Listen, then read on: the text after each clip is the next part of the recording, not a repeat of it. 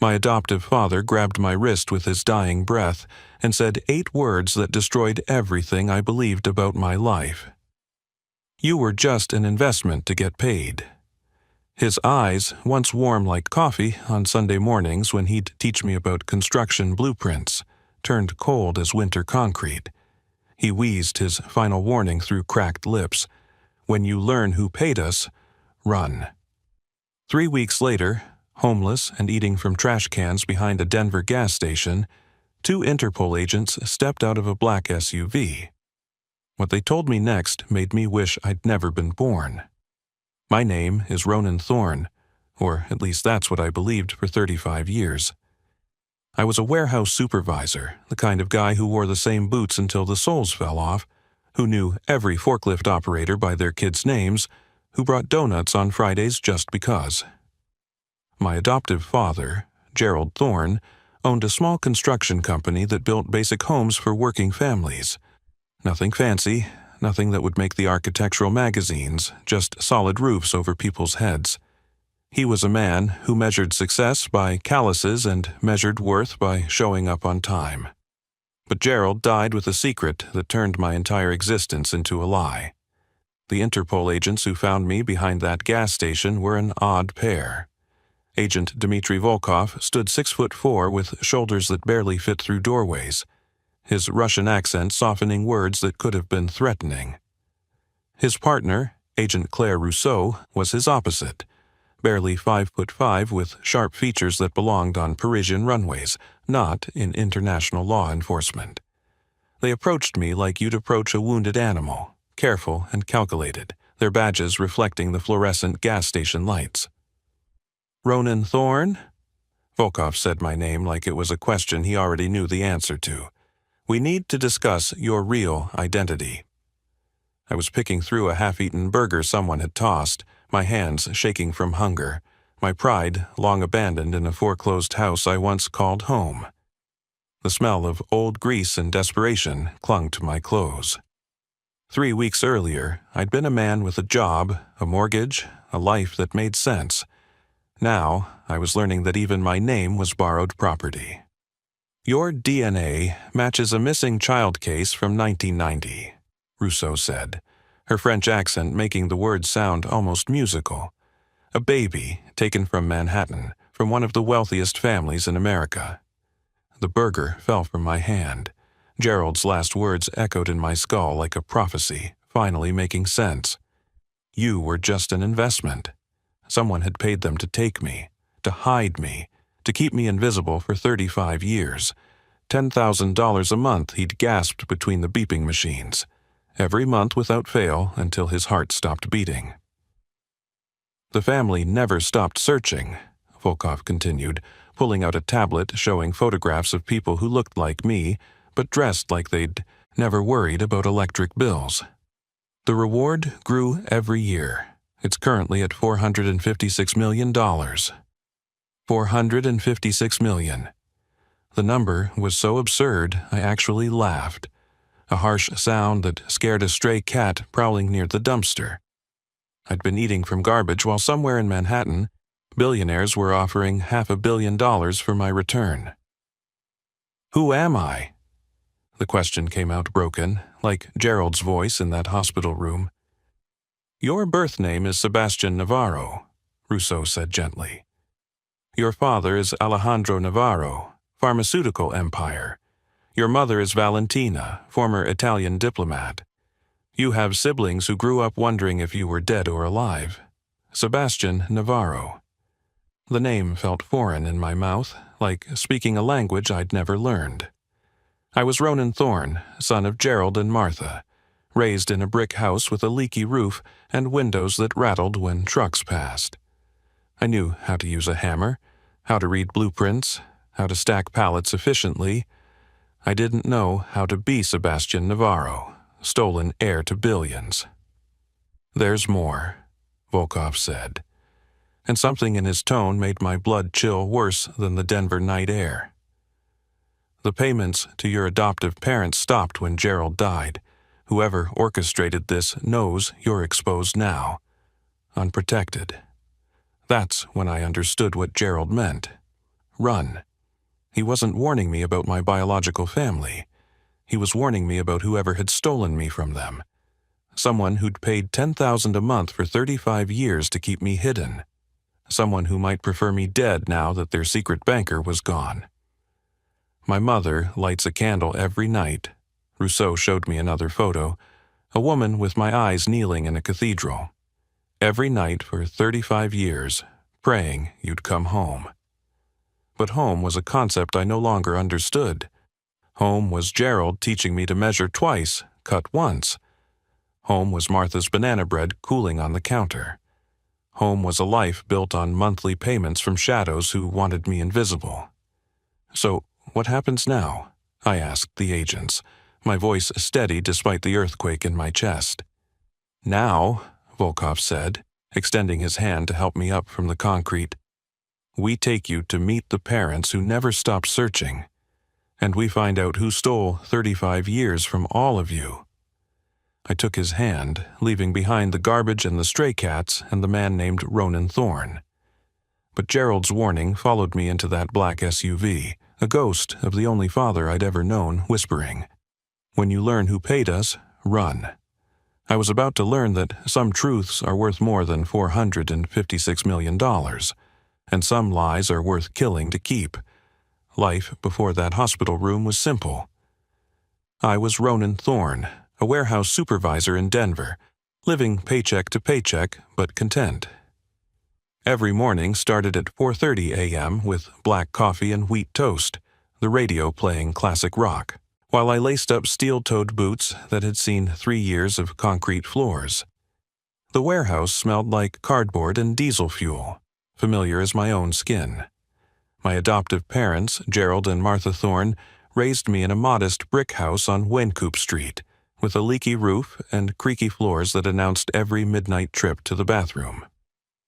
Dad owned a small construction company called Thorne & Associates, though there were no associates, just him and sometimes me during summers. He built practical homes for practical people, the kind with good bones and small yards where kids could play. Growing up, I noticed things other kids didn't have to think about. Why my birth certificate looked different, newer somehow, like it had been printed yesterday instead of 35 years ago. Why we never had family photos from before I was 5. No baby pictures, no first steps, no crying infant in Martha's arms. The family albums started abruptly with me at 5, gap-toothed and grinning, like I'd materialized from thin air. "You're special, Ronan," Martha would say, smoothing my unruly dark hair that never matched their sandy blonde. "More special than you know." She'd get this look sometimes, catching me reading at the kitchen table or fixing the lawnmower, like she was seeing someone else through me. Her eyes would water, and she'd turn away quickly, busying herself with dishes that were already clean. Dad was different. Practical, distant, always checking his watch when we talked like he was timing our interactions. He taught me to work hard, keep my head down, never ask for handouts. "The world doesn't owe you anything, son," he'd say while teaching me to patch drywall or fix a leaky pipe. "Everything you get, you earn with these." He'd hold up his calloused hands like they were diplomas from the University of Hard Labor. But there were cracks in the facade, phone calls that made him pace the garage at night. Bank statements he'd burn in the backyard barrel instead of shredding. Men in suits who'd sometimes park outside our house just sitting, watching, then driving away when Gerald walked out with his shotgun to check the mail. "Just business competition," he'd mutter when I asked. "Construction's a tough game." Martha got sick when I turned 33. Pancreatic cancer, the kind that doesn't give you time to prepare. She spent her last months teaching me her recipes, telling me stories about places she'd never taken me, family members I'd never met because they lived far away. She died holding my hand, whispering something that sounded like, "Forgive us," but could have been "love us." I chose to hear the latter. Gerald never recovered from losing her. He started drinking more, working less, staring at nothing like he was watching ghosts. The construction business began failing. Contracts drying up mysteriously. Banks stopped returning his calls. Equipment broke down and stayed broken. The day everything changed started like any other. September 15th, a Tuesday that smelled like rain. I was stacking pallets at the warehouse, running through inventory numbers in my head when my phone rang. The caller ID said Denver General Hospital. "Mr. Thorne, you need to come immediately. Your father's had a heart attack." The forklift keys fell from my hand, clattering on concrete. My supervisor, Bernie, took one look at my face and tossed me his truck keys. Go, family first. The drive to Denver General took 17 minutes. I know because I counted every second, running red lights, praying to a God I wasn't sure listened anymore. The hospital smelled like antiseptic and fear. Nurses moving with practiced urgency through hallways that had seen too much sorrow. Room 314. Gerald lay there, hooked to machines that beeped irregular rhythms, his weathered face gray against white hospital sheets. His hands, those strong hands that built houses and taught me everything about being a man, looked fragile as paper. "Ronan," he rasped when the nurse left us alone. His eyes, usually sharp as hawks, were clouded with more than pain. "Need to tell you something. Should have done it years ago." I pulled the uncomfortable visitor's chair close, taking his cold hand in mine. "Dad, save your strength. The doctors said you need rest." "No time for rest." He squeezed my hand with surprising force. "No time for lies anymore either. Martha's gone, I'm going. You deserve the truth before it dies with me." The heart monitor's rhythm grew more erratic, matching the growing dread in my chest. Whatever Gerald needed to say, it was eating him alive from the inside, more than any heart attack ever could. His confession came in broken gasps between the beeping machines. Gerald's eyes fixed on mine with an intensity that made my stomach clench. "You weren't adopted through an agency. We were paid, monthly deposits, $10,000. My legs went weak, knees buckling against the metal chair rail. "What are you talking about?" "Someone wealthy, very wealthy. They paid us to take you, raise you, keep you hidden, keep you alive but invisible." His eyes darted to the door like he expected someone to burst through. "They said you were in danger, that people would come looking, bad people." The room tilted. 10,000 a month. For 35 years. My mind tried to calculate while my heart forgot how to beat properly. Over $4 million to raise one kid. Who? I gripped the bed rail until my knuckles went white. "Who paid you?" "Never knew. The money came through encrypted accounts, Swiss banks, untraceable." He coughed, specks of blood hitting his lips. "But Ronan, listen carefully. Your real name isn't Ronan Thorne." "Then what is it?" "I don't know. They never told us. Just said to call you Ronan, raise you normal, never let you stand out." His breathing grew more labored. "We weren't supposed to love you. It was meant to be business." "But you did," my voice cracked. "You and Mom loved me. Right? Martha loved you from day one. Fought me when I wanted to keep distance. Said any child under our roof was our child, payment or not." A tear rolled down his weathered cheek. "I tried to stay professional. Failed by your first Christmas.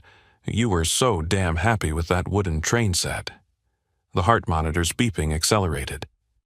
"Dad, we need to get the nurse." "No, listen, there's more." He pulled me closer with failing strength. 6 months ago, men came, professional types. Said the arrangement was ending soon. Said when the payments stopped, we should disappear, leave you. But you didn't. Martha was already sick. Wasn't going anywhere, and I couldn't leave you. Not after 30 years of Sunday fishing trips and teaching you to drive stick in that old Ford. His grip tightened. But now Martha's gone. I'm going. The payments will stop. We'll figure it out together. You're going to be fine. Stop lying to yourself, son. We both know I'm not walking out of here. Another bloody cough. When you learn the truth about who you really are, you need to run. Promise me you'll run. Run from what? From who? From whoever thinks you're worth $10,000 a month to hide. Nobody pays that kind of money without expecting return on investment. His eyes went wild with urgency. They'll come for you once I'm gone, once the protection ends. The heart monitor began its fatal song, that long, piercing beep that means everything and nothing at once. Nurses rushed in, pushing me aside, their hands moving in practiced chaos over his failing body. Clear! The defibrillator charged. Gerald's body convulsed. Nothing. Again, clear. Another jolt, another failure. They pronounced him dead at 8:47 p.m. The nurse touched my shoulder gently, mumbled condolences, and left me alone with the shell of the only father I'd ever known. I sat there until midnight, holding his cold hand, trying to understand how my entire life had been a performance I didn't know I was giving. Every birthday, every baseball game, every driving lesson had been funded by shadows with deep pockets and deeper secrets. The house felt hollow without them. Their bedroom still smelled like Martha's lavender soap and Gerald's aftershave. I found myself searching every drawer, every box in the attic, every old filing cabinet in Dad's study. Nothing. No adoption papers. No bank records. Nothing that proved I existed before age 5. But I found something else. A single key taped under Gerald's desk drawer with a number, 447. Storage unit 447 at Denver Self-Storage contained 3 boxes. Old photographs of Gerald and Martha, young and childless, traveling through Europe. Bank statements showing regular deposits of exactly $10,000, going back 35 years. And a single sheet of paper with typed instructions. If something happens to us, leave immediately. Take nothing. Trust no one. Too late for that advice. Within 2 weeks, the construction company folded. Apparently, it had been artificially supported all along. The house went into foreclosure faster than should have been legal. My job mysteriously eliminated my position, Bernie apologetically explaining budget cuts while avoiding eye contact. My car repossessed despite payments being current. It was like someone had pulled a thread, and my entire life unraveled in perfectly orchestrated chaos. "Sir, you can't sleep here," the security guard said, finding me on a bench outside the Denver Public Library, my worldly possessions in a single backpack. 3 weeks after Dad's death, I was diving through dumpsters for food, my clothes stinking, my mind fracturing. Who was I? Why did someone pay to hide me? What was I running from, or supposed to run toward? That's when the black SUV pulled up, its engine purring like money itself. 2 figures emerged from the vehicle like they were stepping out of an action movie, but moving with deliberate calm. The tall man had shoulders that blocked the streetlight, his suit expensive but worn like armor rather than fashion. The woman beside him moved with precision that made me think of ballet dancers or assassins. "Ronan Thorne?" The man showed his badge, gold shield catching the light. "Agent Dmitry Volkov, Interpol. This is Agent Rousseau. We need to speak with you about your real identity." I laughed, the sound harsh and broken in the empty parking lot. "Get in line. I'd love to know who I am, too." Agent Rousseau pulled out a tablet, swiped through several screens with manicured fingers, then turned it toward me. A baby, maybe 6 months old, grinning at the camera with 2 tiny teeth showing. This child was taken from his crib in Manhattan 35 years ago. His name was Sebastian Navarro. The baby looked like every baby I'd ever seen. Chubby cheeks, bright eyes, innocent. "So?" "So," Volkov said, his Russian accent adding weight to every word. "That's you. DNA confirmed it 3 hours ago from the coffee cup you threw away this morning." My legs gave out. I sat hard on the concrete, feeling the cold through my worn jeans. "That's impossible.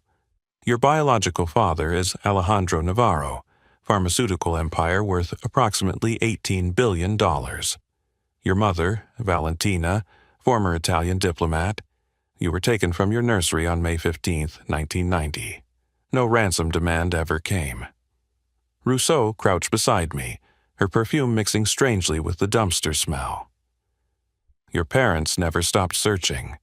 The reward started at $1 million. It's now $456 million. They've hired every private investigator, every security firm, followed every lead for 35 years. Why? My voice cracked like I was 13 again. Why take me? Why hide me? That's what we need to find out, Volkov said, extending his hand to help me up. But first, we need to get you somewhere safe. Your adoptive father was right about one thing. Now that he's dead, now that the payments have stopped, whoever orchestrated this knows you're exposed. They showed me photographs on the tablet. A Manhattan penthouse that looked like something from a magazine. Charity galas with women in gowns that cost more than Gerald made in a year. A family empire with offices in 12 countries. Parents who looked like aged versions of me, the same dark hair, the same stubborn chin. A younger sister, Isadora, who became a federal judge at 38. A brother, Maxime, who ran the European division from a London office that overlooked the Thames. They're waiting for you, Rousseau said softly. Your mother lights a candle every night in St. Patrick's Cathedral, praying for your return.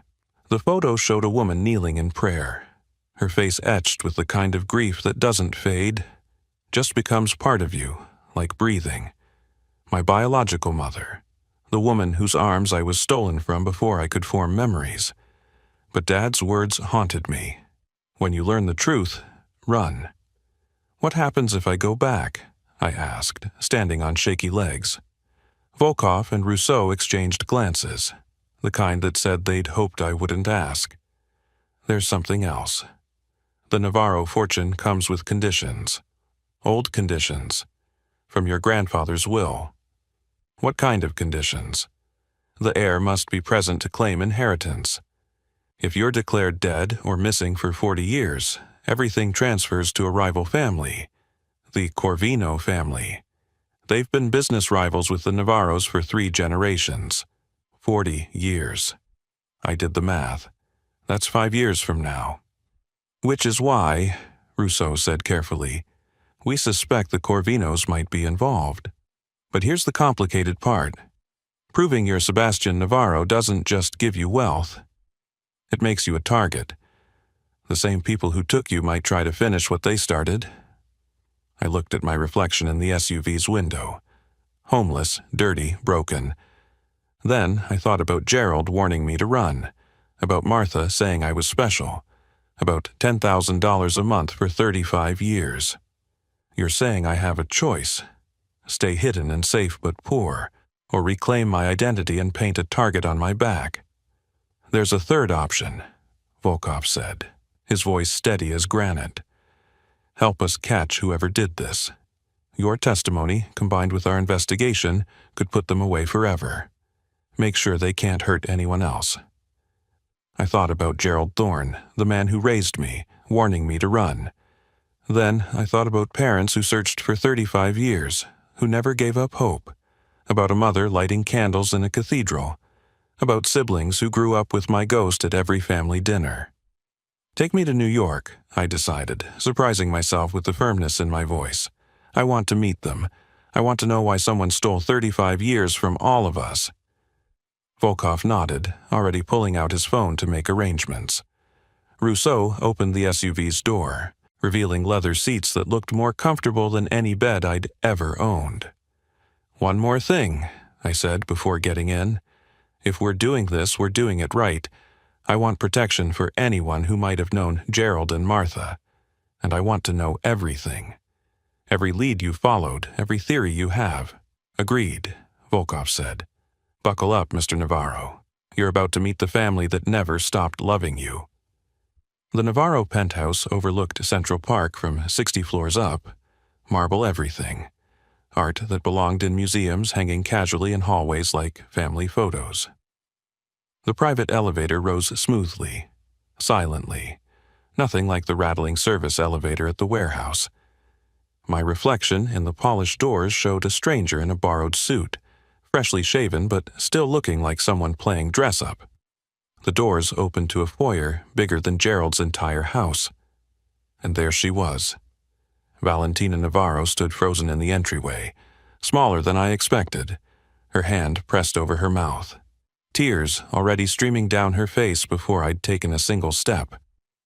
"Sebastian," she whispered in accented English that made my fake name sound like music. "My baby?" Before I could respond, she collapsed. Alejandro caught her with practiced ease, his own composure cracking as he held his wife. 35 years, he said, his voice breaking on the numbers. We never stopped believing. The next hours blurred together. Isadora flew in from D.C. on a government jet, hugging me like she'd known me forever instead of minutes. Maxime arrived from London on the company plane, his handshake firm but his eyes calculating. DNA tests, authentication, lawyers with documents thick as phone books, media blackout orders, security protocols, the machinery of wealth spinning to protect their recovered asset. But something felt wrong. Maxime kept checking his phone, stepping out for calls he'd take in harsh whispers. Alejandro avoided certain questions. Even Valentina's joy seemed edged with something else. Fear, maybe, or guilt. On the third night, I couldn't sleep. The penthouse was too quiet, the kind of silence that money buys, nothing like the street noise I'd grown up with. I wandered to the study and found Alejandro staring at old photographs spread across his desk like evidence. "I need to tell you something," he said without looking up, "about why you were taken." He poured 2 glasses of whiskey from a bottle that probably cost more than Gerald's truck. "When you were born, I received an offer. Sell my pharmaceutical patents to the Corvino family or lose everything. I refused. A week later, you vanished." "So it was them? The Corvinos took me?" "That's what I believed. What I wanted to believe." He drained his glass in one swallow.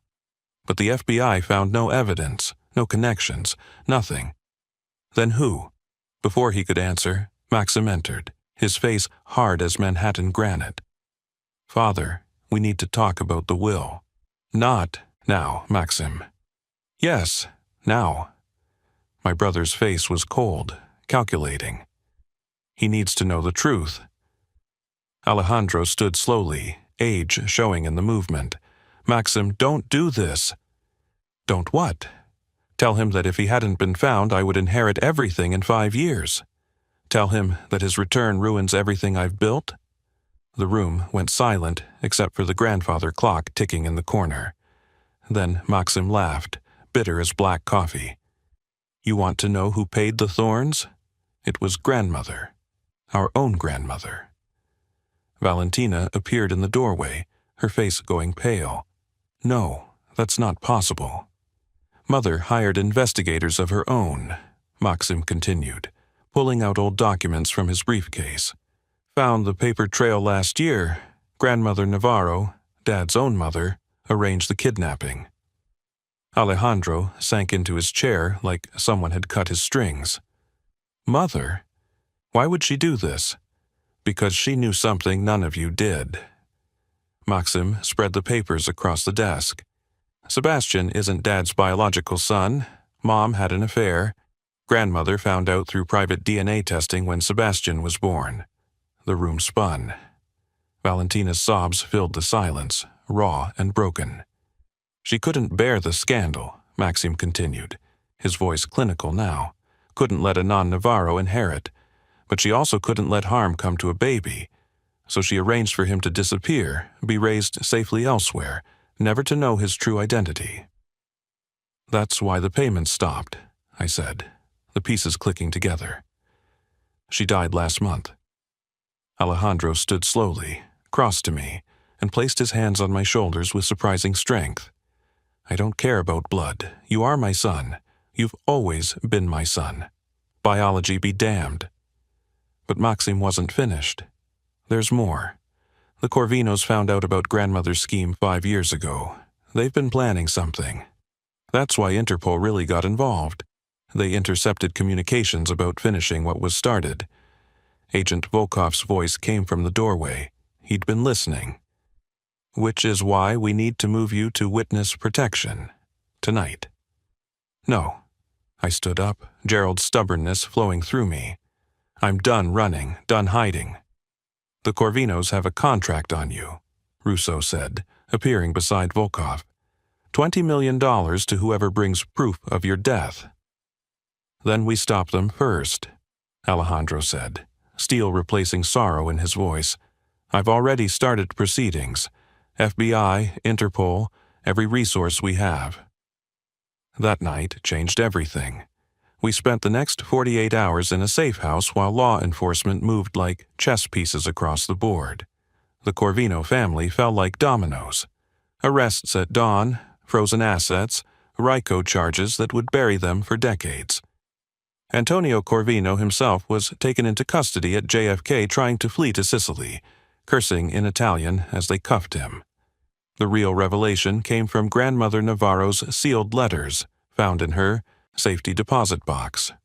One for me, explaining everything. Her twisted love, her desperate attempt to preserve the family name while keeping me safe. She'd planned to reveal everything after Alejandro's death, when inheritance wouldn't matter. But the final truth was in the last paragraph. The affair never happened. She'd been deceived by a falsified test, manipulated by someone who wanted to destroy our family from within.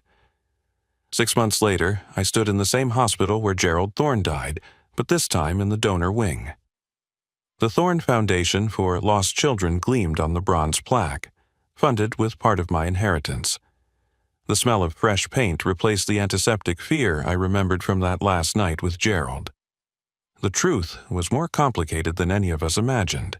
Alejandro insisted on the DNA test that proved what Grandmother had hidden. I was his biological son after all.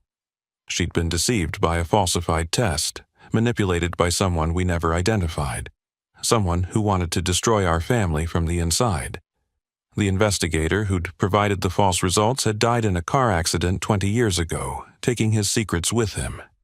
Valentina and Alejandro renewed their vows on their 40th anniversary, with all 3 of their children present.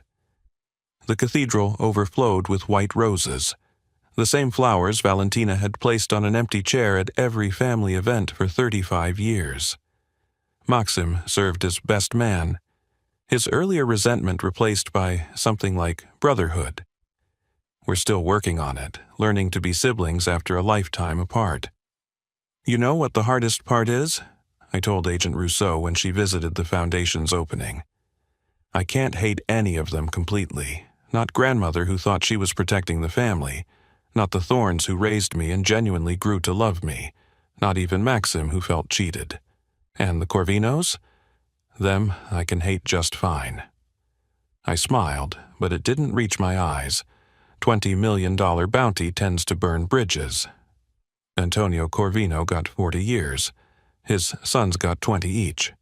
Their empire crumbled, assets seized, their name becoming synonymous with the worst kind of greed. During the trial, Antonio admitted they'd discovered Grandmother's secret and planned to kill me before I could be found, ensuring the fortune would default to them. They'd been days away from hiring the hit when Interpol moved. Gerald Thorne was right about one thing. I should have run, but not from the truth. I should have run toward it sooner. Those 35 years weren't just stolen from me. They were stolen from parents who never stopped searching, from siblings I never knew, from a life that waited frozen in time like a photograph nobody could bear to throw away. The money doesn't fix that. $456 million. That's what I was worth to them.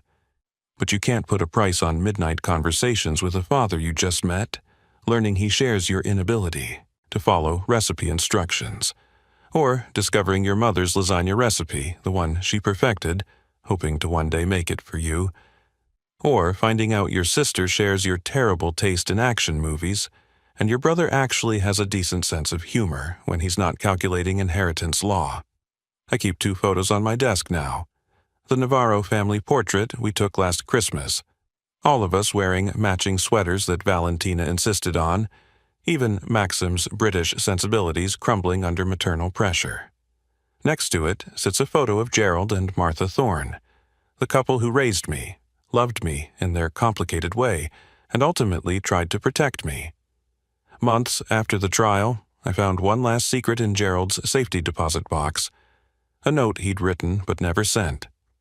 Ronan, if you're reading this, you know the truth. We took their money, yes, but we loved you for free. Every baseball game, every driving lesson, every time you called me Dad, that was real. You were the son we never thought we'd have. That was never an investment. That was just true. Run if you must, but know this, you'll always be our son, no matter whose blood you carry. I'm Sebastian Navarro legally now, but sometimes when I'm working with my hands at the foundation, helping kids who've been displaced, I'm still Ronan Thorne, Gerald's son, the kid who learned to measure twice and cut once, the one who knows that families aren't just built with blood but with time, patience, and showing up when it matters. Turns out, that's exactly the skill I needed to patch together a family broken by 35 years of lies. The Corvino trial ended last month. I testified not as the stolen heir worth millions, but as the man who learned that family isn't about blood or money or inheritance. It's about who shows up, who stays, who loves you, despite the complicated truth. $456 million. That's what they thought I was worth. They were wrong. I'm worth every tear my mother cried, every candle she lit, every prayer she whispered into the darkness. I'm worth the choice Gerald Thorne made to warn me with his dying breath. I'm worth the 35-year search that never stopped. And that's something you could never put a price on. My name is Sebastian Navarro, and I was Ronan Thorne. I'm both and neither. I'm the son of 4 parents who loved me in different ways, the brother of siblings I'm still getting to know, and proof that sometimes the longest journey isn't measured in miles, but in years spent finding your way home. If this story touched you, if it made you think about the meaning of family and the price of truth, please take a moment to like this video and share it with someone who needs to hear it. Leave a comment below sharing your thoughts or your own story about family, whether by blood or by choice. And don't forget to subscribe to the channel for more stories that remind us that sometimes the most valuable things in life are the ones that can't be bought, only earned through love, patience, and the courage to face the truth.